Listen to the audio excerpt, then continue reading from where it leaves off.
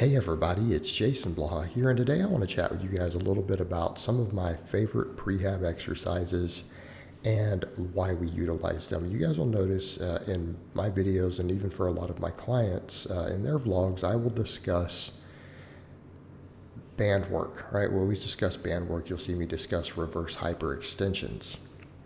And I honestly believe that for various parts of the body, these are the best prehab movements, which also makes them good rehab movements.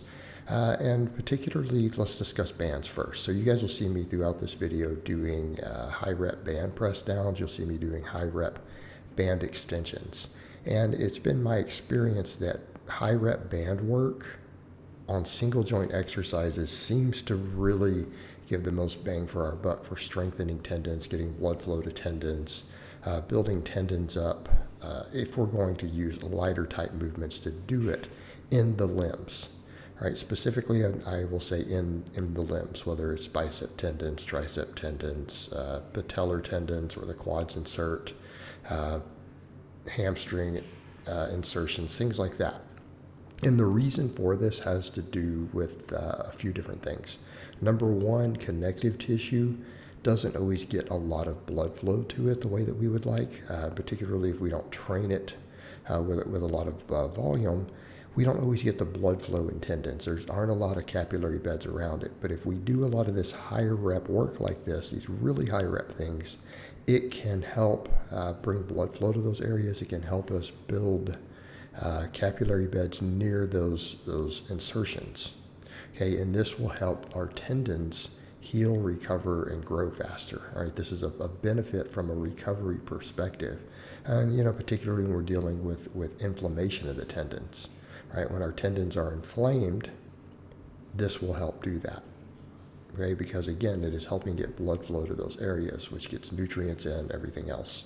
The other thing to think about with the band work is kind of the overspeed eccentric that happens, and it's at the peak contraction. If you think about what we know from doing heavy work, one of the things that's been pointed out is that heavy partials sometimes are really, really effective for building tendons, and it's not because it's best for hypertrophy, because again, we're oftentimes losing the lengthened position. But what we're doing, if you think about a tendon and the forces being applied to it, the weight involved is kind of a big deal, not so much the angle of the muscles involved in them having to fire to move stuff. So that weight being subjected and that mechanical tension placed on the tendon tends to build it up. It tends to build it up with really heavy partial work. Well, if you start looking at what we're doing with the tendons and the partials involved with the strength curves with a lot of these bands, what's happening? We are using dramatically more weight near the lockouts. And even though it's high rep work, it's oftentimes a weight that we would struggle to do more than a few reps with if it was straight weight. Okay, so we're subjecting a great deal of mechanical tension over many, many reps to that tendon. And then on top of that, when we're right at that point where the tendon has the most force applied to it right there near the peak, the band jerks back. When we're at the highest tension, the band jerks back. This tends to cause micro tearing in the tendons.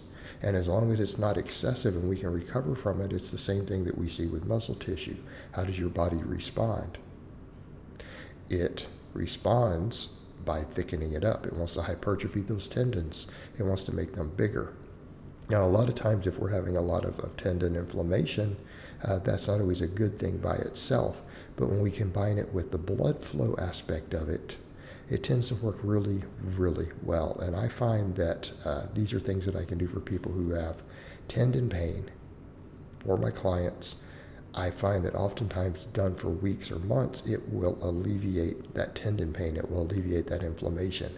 I've even seen things like patellar tendonitis go away completely when we combine the high rep band work with certain types of training, so full range of motion training. And so patellar tendons, I find goblet squats, deep goblet squats combined with the band work tends to work very, very well.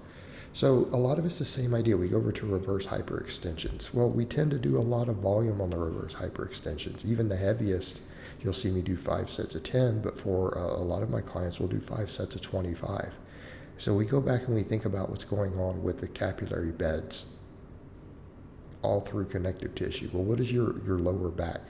Your whole spinal erector area actually has more tendon than it does muscle tissue. It's mostly connective tissue. And most people lack sufficient blood flow to that area. So by doing things like the very high rep reverse hypers, what do? Well, we can do the same thing with good mornings and other stuff, which I have done in the past for people who don't have the reverse hyper or high rep band pull throughs. We can get blood flow to that area. We can build a larger network of capillary beds around that area, which will improve overall recovery. It will improve work capacity. It will take us in a very positive direction there with it. So it's extremely useful in that regard. But then what else do we have? We have the traction component. And this is something I preach a lot of, is putting our back into traction. And this is not my idea. I obviously stole this from Louis Simmons, who preached this and preached this and preached this.